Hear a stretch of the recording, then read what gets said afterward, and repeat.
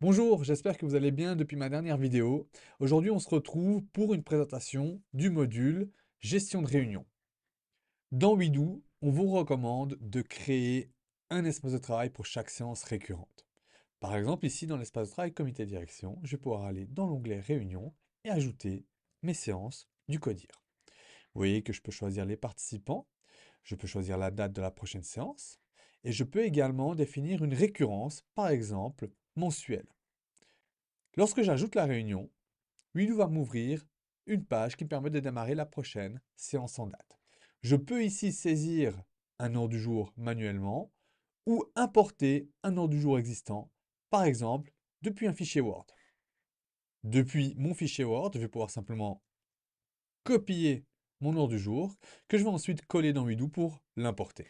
Je n'aurai plus qu'à coller mon ordre du jour ici et l'importer dans la plateforme. On retrouve donc cet ordre du jour ici sur la gauche.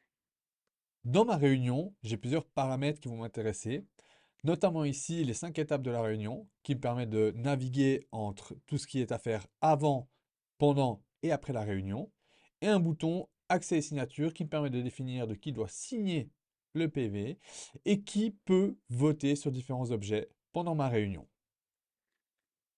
Pour en revenir à mon ordre du jour ici sur la gauche, vous voyez qu'il est composé de deux éléments.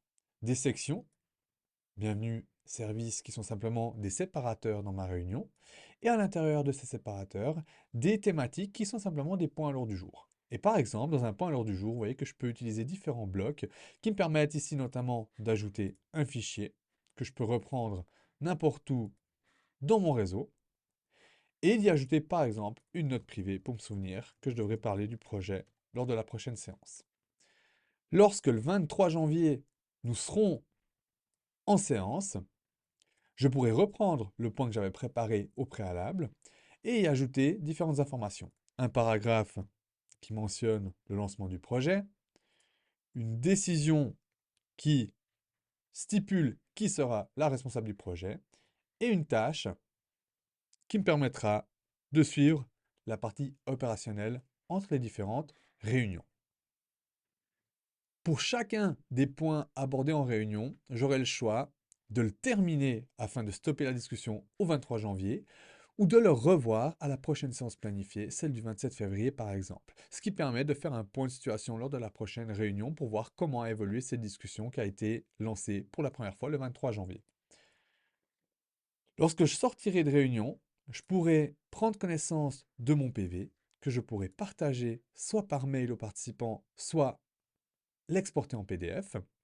Et finalement, il y aura une dernière étape où je pourrai verrouiller la réunion avec un code à 4 chiffres pour éviter les fausses manips afin d'être sûr que tout ce qui a été saisi dans cette réunion soit verrouillé et clôturé afin que plus personne ne puisse en modifier le contenu. Comme ça, j'aurai fait vraiment les 5 étapes de ma réunion.